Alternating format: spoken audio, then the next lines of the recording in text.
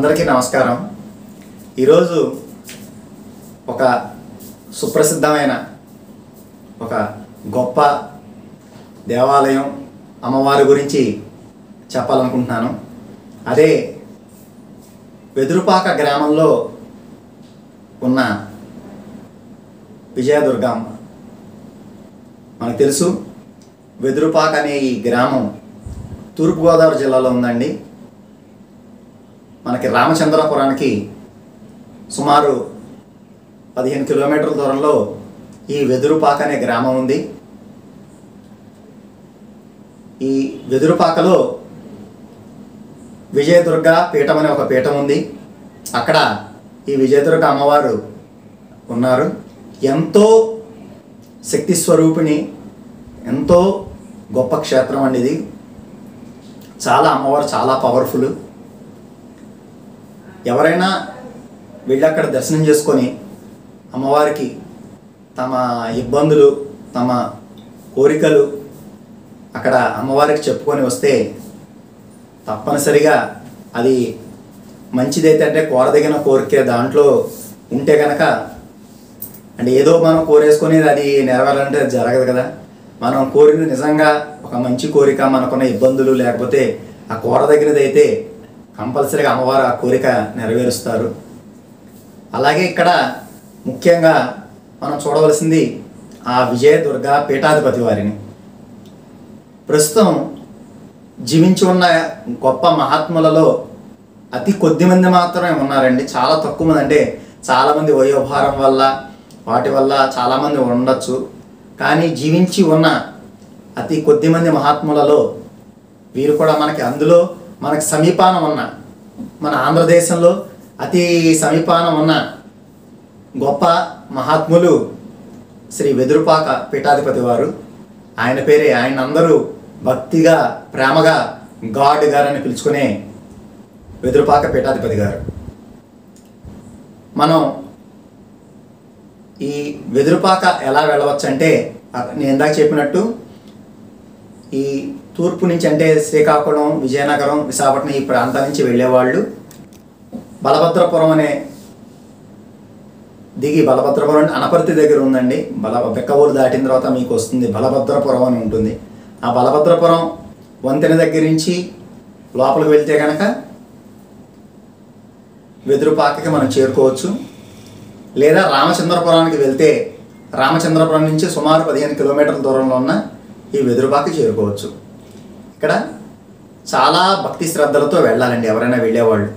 ఎందుకంటే మనం చాలా దేవాలయాలు చూస్తుంటే ఎలా పడితే అలా వచ్చేసే అవకాశం ఉంటుంది. కానీ ఇక్కడ వచ్చే ప్రతి వారు సంప్రదాయ దుస్తులు ధరించాలి. మగవారైతే అమ్మవారి దర్శనానికి విజయదుర్గ అమ్మవారి మీకు అది మొదటి అంతస్తులో ఉంటుంది అమ్మవారి దేవాలయం. అమ్మవారిని దర్శించుకోవాలంటే తప్పనిసరిగా తెల్ల పంచ, తెల్ల కండువా వేసుకొని రావాలి. ఒకవేళ సడన్గా అవకాశం లేని వారు కూడా వచ్చిన వాళ్ళు అక్కడ తమ షర్టు బనియను తీసివేసి అమ్మవారి దర్శనానికి వెళ్ళాలి.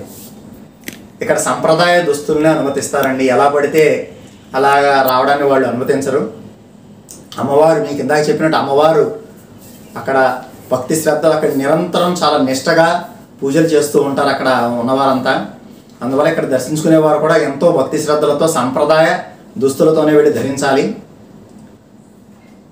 అలాగే ఈ పీఠాధిపతి గారిని, వెదురుపాక పీఠాధిపతి గారు, వారు కూడా అమ్మవారి సాక్షాత్కారం పొందినవారు, అమ్మవారి నుంచి మంత్రోపదేశం తీసుకున్నవారు, అమ్మవారి సాక్షాత్కారం పొందినవారు, గొప్ప మహాత్ములు. శ్రీ గాడ్ గారిని దర్శించాలంటే కూడా అది వారానికి 3 రోజులు మాత్రమే.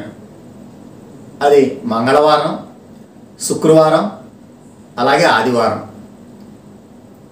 ప్రతిరోజు అంటే ఈ వారంలో 3 రోజులు వారిని మనం దర్శించుకోవచ్చు.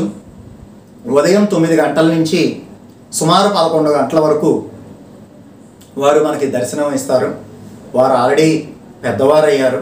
అందుకని కోవిడ్ తర్వాత వారు కొంచెం దూరంగా కూర్చుంటారు. మనం వారిని తాకి నమస్కరించుకునే అవకాశం ఉండదు. కానీ వారు కూర్చున్నప్పుడు మనం వెళ్ళి మన సమస్య ఏదైనా విన్నవించుకుంటే వారు మన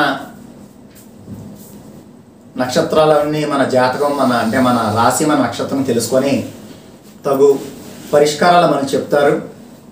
వారు జీవించి ఉన్న ఎంతో గొప్ప మహాత్ములు. అందువల్ల ఈ అవకాశం ప్రతి ఒక్కరికి రాదండి. మనం నిజమైన సాధువులు, నిజమైన మహాత్ములు చాలా అరుదుగా మనకి ఉన్నారు. ఎంతో కాలం సుమారు 60 సంవత్సరాల నుంచి ఆ వెదురుపాక చుట్టుపక్కల గ్రామ ప్రజలు వారు దర్శించుకొని ఎంతోమంది తమ ఈతి బాధలు తొలగించుకున్నారు. అమ్మవారిని దర్శించుకొని అమ్మవారికి తమ బాధలు తెలుపుకొని వారు తమ కష్టాలు తొలగించుకున్నారు. అలాగే ఆ పీఠాధిపతి వారిని, శ్రీ వెదురుపాక పీఠాధిపతి విజయదుర్గా పీఠాధిపతి శ్రీ గౌడ్ గారు, అందరూ ప్రేమగా పిలుచుకున్న శ్రీ గౌడ్ గారిని కూడా ఇదివరకు విరివిగా దర్శించుకునే అవకాశం ఉండేది. పెద్దవారు అయ్యారు కాబట్టి వారు కూడా కోవిడ్ తర్వాత నుంచి వారి వయోభార కారణాల వల్ల వారానికి 3 రోజులు దర్శనం అనుగ్రహిస్తారు. అది మంగళవారం, శుక్రవారం, ఆదివారం. అది కూడా సుమారు 9 గంటల నుంచి 11 గంటల వరకు. కొంచెం వాటిల్లో మార్పులు చేర్పులు ఉండొచ్చు. వాళ్ళ వారి ఆరోగ్యరీత్యా సమయంలో కొంచెం అటు ఇటు మార్పులు ఉండొచ్చు, కానీ బట్ తప్పనిసరిగా వారు దర్శనం అనుగ్రహిస్తారు. వెళ్ళేవాళ్ళు, వారి దర్శనానికి వెళ్ళేవారు కూడా తప్పనిసరిగా తెల్ల పంచ సంప్రదాయ దుస్తుల్లో వెళ్ళాలి. తెల్ల కండువ వేసుకొని వెళ్ళాలి. ఎలా పడితే అలాగా వెళితే అక్కడ కొంచెం సంప్రదాయబద్ధంగా అక్కడ ఉంటుంది. అమ్మవారిని అక్కడ వారిని కలవడం అనేది ఇది ఎందుకు చెప్తానంటే ఇన్నిసార్లు ఈ సంప్రదాయబద్ధం అనేది, ఎందుకంటే ఇది వీక్షిస్తున్న వాళ్ళు తెలుసుకొని కంపల్సరీగా వెళ్తారు కదా. అంటే ఏదో చూసి పరిగెత్తుకుంటూ వెళ్ళిపోయి మళ్ళీ అలాగే వెళ్ళడానికి ఉపయోగం ఉండదు కదా. నేను ఎంత చెప్పిన దానికి ఉపయోగం ఉండదు. వెళ్ళిన వాళ్ళు అక్కడ కంపల్సరీగా అమ్మవారిని, శ్రీ గౌడ్ గారిని దర్శించుకోవాలంటే తప్పనిసరిగా సంప్రదాయ దుస్తుల్లోనే వెళ్ళమని మనవి. అందుకనే నేను ఇన్నిసార్లు చెప్తున్నాను అనమాట. వారు ఎంతో సాధన చేసిన వ్యక్తి. అందువల్ల అవకాశం వాళ్ళు ఈరోజు ఇంత జీవించి సాధకులు, మహాద్రష్టలు, మంత్రాలు తెలిసిన వారు, ఉపాసకులు చాలా అరుదు.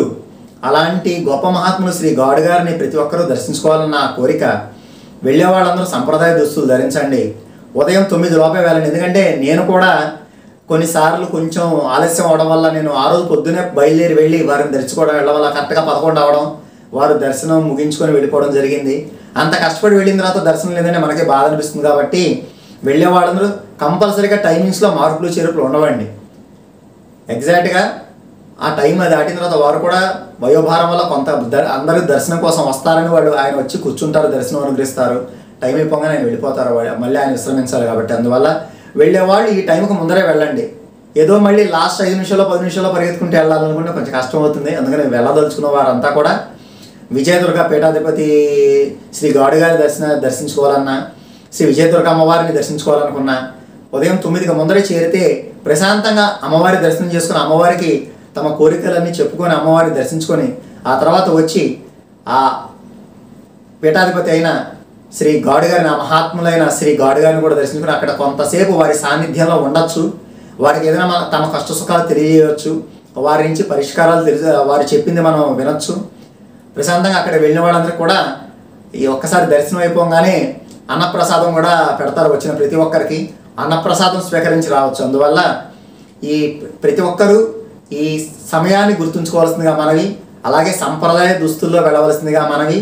అలాగే టైమింగ్స్ కూడా స్ట్రిక్ట్గా టైమింగ్స్ ఫాలో అవ్వమని మనవి. ఆదివారం ముఖ్యంగా అక్కడ సూర్య పూజ కూడా చేస్తారు. సూర్యుడిని కూడా పూజ చేస్తారు. వెళ్ళిన వాళ్ళందరికీ అక్కడ పంతులు గారు అంటే అర్చక స్వామి ఏదైతే చేస్తారో అభిషేకం చేస్తారో దేవునికి సూర్య భగవానుకి ఆయనకి అభిషేకం ఏదైతే చేస్తారో అభిషేక తీర్థం కూడా అందరికీ అందించడం జరుగుతుంది. ఎవరి అవకాశం పెట్టదు, మంగళవారము, శుక్రవారము, ఆదివారం వారి అవకాశం, ఎవరికున్న అవకాశం మేరకు తప్పనిసరిగా వెళ్ళి, నేను మళ్ళీ చెప్తున్నాను, మనకి జీవించి ఉన్న మహాత్ముల్లో చాలా తక్కువ మంది గొప్పవారు ఉన్నారు. ఎంతోమంది మనకి నకిలీ గురువులు ఉన్న ఈ రోజుల్లో నిజమైన గురువులు, నిజమైన సాధకులు, నిజమైన ఉపాసకులు చాలా అరుదుగా ఉన్నారు. అలాంటి ఉపాసకులు శ్రీ గౌడ్ గారిని అలాగే విజయదుర్గ అమ్మవారిని తప్పనిసరిగా వెళ్ళి దర్శించుకోవాల్సిందిగా మనవి. అక్కడికి వెళ్ళి వారి ఆశీస్సులు పొందవలసిందిగా నేను ప్రార్థిస్తున్నాను. ధన్యవాదాలు.